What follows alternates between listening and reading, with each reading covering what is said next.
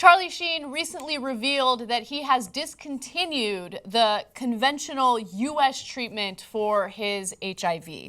Now, he's decided to get treatment by a doctor who is not licensed in the United States. He works out of Mexico, and he's basically getting alternative medicine in order to keep his HIV in control. Disaster. Now, it is a disaster, and the story... Look, it's his life. He gets to do whatever he wants, but it upsets me, and I'll tell you why. Now, he revealed this on the Dr. Oz show. He says, "I've been off my meds for about a week now. Am I risking life? Sure. So what? I was born dead.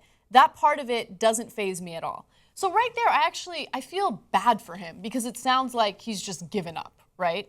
But anyway, he continues to say, "I'm a little off my game because right before I walked out here, I got some results that I was disappointed about. I know this is an experiment that I took a stroll down a different path. But yeah, I've been non-detectable and non-detectable and checking the blood every week and then found out that the numbers were back up."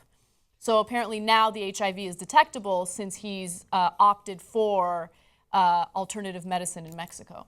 So he's going to go to Dr. Sam Chua, and he's not licensed.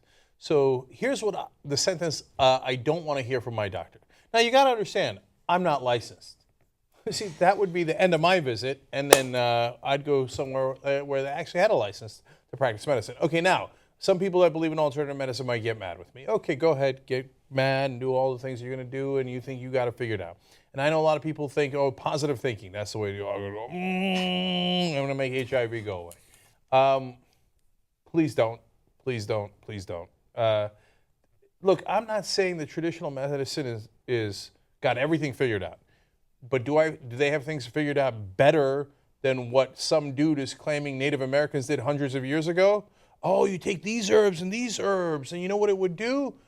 Not a goddamn thing. That's why they die when they were 28 years old. Okay, so you know what our doctors did with modern science? We wiped out Ebola, right? Mm-hmm. I mean, it's running rampant. We got it under control and wiped it out. So, no. There's a reason why people take this medicine. It works, especially in HIV. You can limit it. I know. You don't have to get AIDS. Look, the part of it that frustrates me is there are so many people who have HIV who do not have the resources that Charlie Sheen has. They're people who wish they could survive as long as Charlie Sheen can with this diagnosis, right? And they don't have the resources. With our current medical system, if you're not wealthy, you're not going to be able to afford the drugs necessary to stay alive if you have HIV. He has those resources, and I don't know what he's thinking, but he's turning them down for alternative medicine in Mexico. Look, again, it's his life. I don't know why I'm so worked up about it, but I feel like those who are privileged owe us, everyone else, to live a good life and enjoy it, okay? And take advantage of the things that we don't get to take advantage of. And the fact that he's just kind of being so, I don't know, flippant about this drives me crazy. Look, I know Sheen has done some questionable things. I get it, right?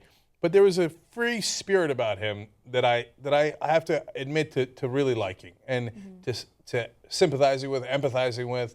Like, there was a part of me as he's sitting on the roof with a machete talking about by winning, right? Where I was like, go get him, Charlie. Go get him, right?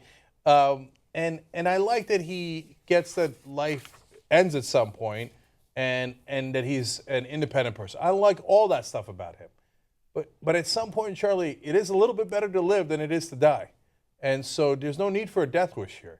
And sometimes that's what this is. Yeah. Not that he thinks it's going to work, that he secretly, unconsciously thinks it's not going to work.